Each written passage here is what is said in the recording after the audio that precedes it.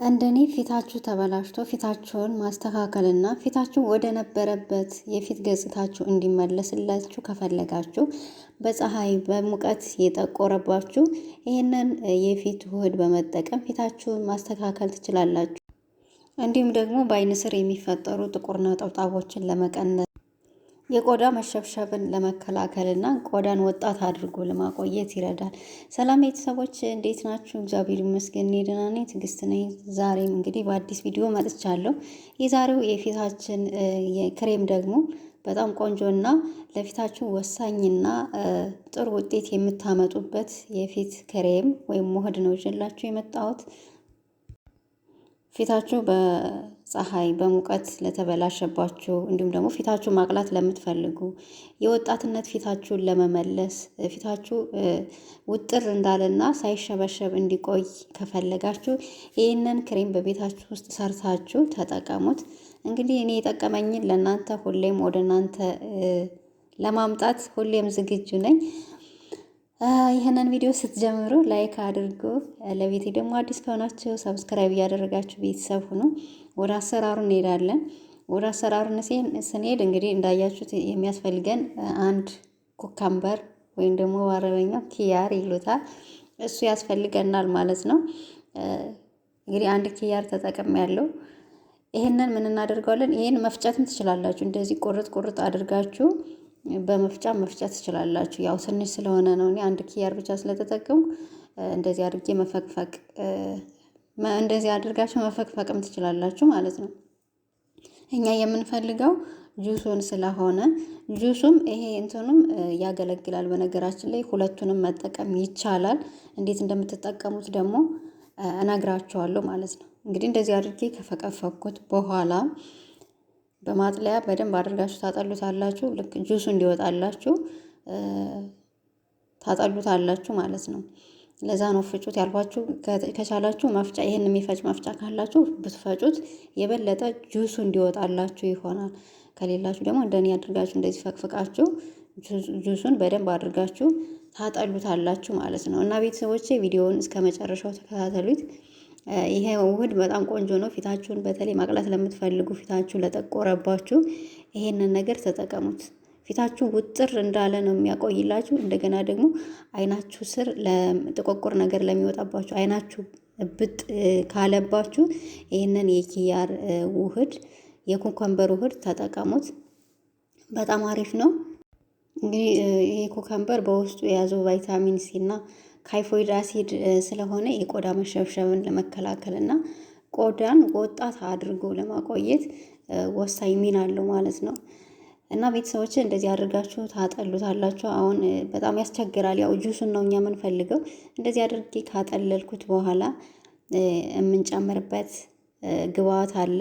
እሱን ደግሞ ቪዲዮውን እስከ መጨረሻው ስትከታተሉት ነው ሁሉንም ነገር አሟልታችሁ ሰርታችሁ እናንተም ጥቅም ላይ እንዲውል የምታደርጉት ማለት ነው። ስለዚህ ቪዲዮውን እስከ መጨረሻው ተከታተሉት እና አሁን ጁሳችን ይሄ አሁን ሁለት የሾርባ ማንኪያ የሚሆን ጁስ ነው ይወጣልኝና እንደዚህ አድርጌ አጥልየዋለሁ።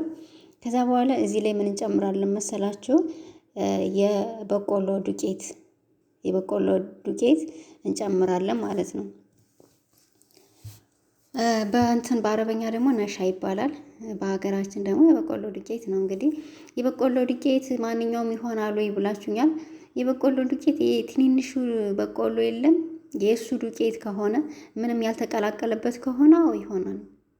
እና ማንኛውም በቆሎ ሳይሆን ይቺ ትንንሿ በቆሎ አለች እሷ ናት እኔ የምጠቀመው እንግዲህ እና እንደዚህ ያደርጋችሁ ትጨምሩበታላችሁ። አንድ የሻይ ማንኪያ ብዙም ያልሞላ አድርጉት፣ በኋላ እንዳይወፍርባችሁ ክሬሙን ስትሰሩት እንዳይወፍርባችሁ።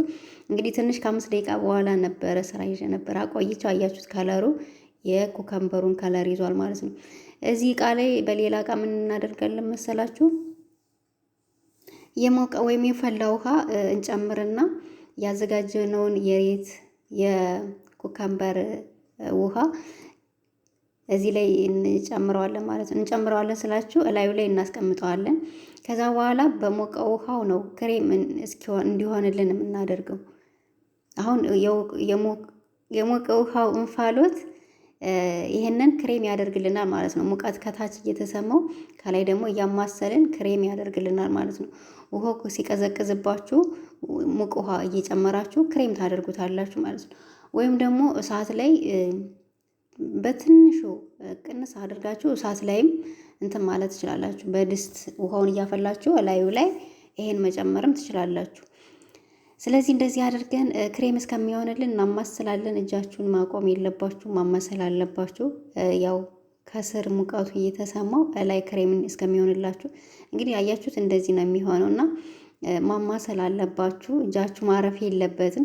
አሁን እዚህ ላይ ክሬሙ ለስለስ እንዲልል ምን እጨምርበታለሁ? ሬት እጨምርበታለሁ ማለት ነው። የሬት ጀል ይሄ የሚገዛውም ፍሬሹም መሆን ይችላል። ያገኛችሁትን ሬት መጠቀም ትችላላችሁ ማለት ነው። ሬት እንግዲህ እንደምታውቁት ጥቅመ ብዙ ነው። ሬት ቆዳን ከፍተኛ እርጥበት እንዲያገኝ ያደርጋል። ይሄ ደግሞ በተለይ ለዘይት ለሚያመነጭ ቆዳ በጣም ተመራጭ ያደርገዋል ማለት ነው። የቆዳ መቆጣትን ያስታግሳል፣ ብጉሩን ይከላከላል፣ ቁስልን፣ ጠባሳን ያክምልናል ማለት ነው። እንግዲህ ሬት ለፊታችን የእርጅና ምልክቶችን ለመከላከል በውስጡ ባለው ቫይታሚን ኢ እና ሲ አማካኝነት የቆዳ የመለጠጥ አቅምን በመጨመር መሸብሸብን ይከላከልልናል ማለት ነው። እንግዲህ እነዚህ የተጠቀምኳቸው ግብአቶች ሶስቱም በጣም ወሳኝና ለፊታችን ጥቅም ያለው ክሬም ነው የሰራሁት ማለት ነው። ከዛ ደግሞ የበቆሎ ዱቄቱን አልነገርኳችሁም አይደል? የበቆሎ ዱቄት ምን ጥቅም እንዳለው ለፊታችን ያው የበቆሎ ዱቄት ለፊታችን የሚሰጠው ጥቅም እንግዲህ ዘይትን ለመቆጣጠር በተለይ ፊታችሁ ቅባታማ ለሆነባችሁ ይሄ የበቆሎን ዱቄት አዘውትራችሁ ተጠቀሙት። ብዙ ጥቅም ታገኙበታላችሁ። ምክንያቱም ያ የበቆሎ ዱቄት እንግዲህ በፊታችሁ ላይ የሚወጣውን ከመጠን ያለፈ ዘይት የመምጠት ተፈጥሯዊ ችሎታ አለው። ይህም የቆዳ ብርሃንን በመቀነስ ቆዳውን ንጹህና ደረቅ እንዲመስል ያደርገዋል ማለት ነው። ሌላው ቆዳን ለማለስለስ ነው። የሞቱ የቆዳ ሴሎችን ለማስወገድ፣ የቆዳን ጽድት ለማድረግ፣ የቆዳ የቀለምን እንዲስተካከልና ቆዳችሁ እንዲጸዳ ያደርግልናል ማለት ነው። እና ቤተሰቦች እንደዚህ አድርጌ ቆንጆ አድርጌ አዘጋጅቼዋለሁ። እነዚህ ግብአቶች ለፊታችን በጣም ብዙ ጥቅም አላቸው። ወሳኝ የሆኑ ግብአቶችን ነው የሰራሁላችሁ። እንደዚህ ያደርጋችሁ በቤታችሁ ፊታችሁ ለተበላሸባችሁ፣ ፊታችሁ ለተቋቆረባችሁ፣ ፊታችሁ እንደዚህ እንደመሸብሸብ ላለባችሁ ይህንን እየሰራችሁ በቤታችሁ መጠቀም ትችላላችሁ ማለት ነው። አይናችሁ ስር ለሚያብጥባችሁ፣ አይናችሁ ስር ጥቁቁር ነገር ለሚወጣባችሁ በጣም ተመራጭ ነው። ኪያር ወይም ደግሞ ኮከምበር ይሄ በጣም ብዙዎቻችን የምናውቀው ነገር ነው። ያስለቅቃል። እንደዚህ በክሬሙ ደግሞ ሰርታችሁ ስትጠቀሙት ፊታችሁን የበለጠ ያስውብላችኋል ማለት ነው። እንደምታዩት ቆንጆ አድርጌ ነው የሰራሁት። እንደዚህ ክሬም ውህድ ምናምን ስትሰሩ ትንንሹን ሰርታችሁ ትጠቀሙ አሪፍ ነው። ካልሆነ ደግሞ አብዝታችሁ ከሰራችሁት ፍሪጅ ውስጥ እያስቀመጣችሁ ነው መጠቀም ያለባችሁ። ውጭ ላይ አታስቀምጡት፣ ይበላሻል። ወይም ደግሞ አሁን ለምሳሌ ውሃ ካልገባው አሁን የኪያሩ ጁሱን ስለሆነ የተጠቀምኩት ውጭ ላይ ባስቀምጠው ይበላሻል። ስለዚህ ፍሪጅ ውስጥ ነው ማስቀመጥ ያለባችሁ። አሁን ሬት ብቻ ወይ ሬትና ባዝሊን የበቆሎ ዱቄት አርጌ ሰርቸው ቢሆን ውጭ ላይ ቢቀመጥ ምንም ችግር የለው። ምክንያቱም ባዝሊንም ውጭ ላይ ነው የምናስቀምጠው፣ የሬት ጀሉም ውጭ ላይ ነው የሚቀመጠው። ስለዚህ እንደዚህ ጁስ ነገር በጁስ ነገር ሰርታችሁ ከአስቀመጣችሁት ውጭ ላይ ይበላሻልና ፍሪጅ ውስጥ እያስቀመጣችሁ ነው መጠቀም ያለባችሁ። እና ቤተሰቦች በጣም ቆንጆ ነው፣ ትወዱታላችሁ ብዬ ተስፋ አደርጋለሁ። ፊት ያሳምራል፣ ፊት ያቀላል፣ ጥቁቁር ነገሮችን ያስለቀቅላችኋል። እንደዚህ እያደረጋችሁ ተጠቀሙት። ያው ፊታችሁን ለማሳመር ፊታችሁን ወደ ነበረበት ወደ በፊቱ ወደ ልጅነታችሁ ፊት ለመመለስ ሁልጊዜ እንክብካቤ ያስፈልጋል ማለት ነው። እንግዲህ በአንዴ ለውጥ አይገኝም፣ በሂደት ነው ለውጥ የሚገኘው። ትዕግስት ያስፈልጋል እና እንደዚህ እያደረጋችሁ ራሳችሁን ጠብቁላችኋለሁ።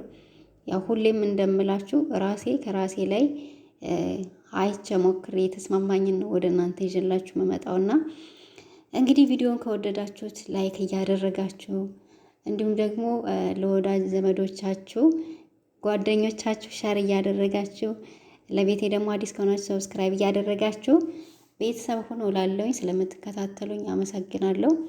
በሌላ በአዲስ ቪዲዮ ቆንጆ በሆነ ቪዲዮ እስከምንገናኝ ለዛሬው እዚህ ላይ ያበቃለሁ። እስከዛው መልካም ጊዜ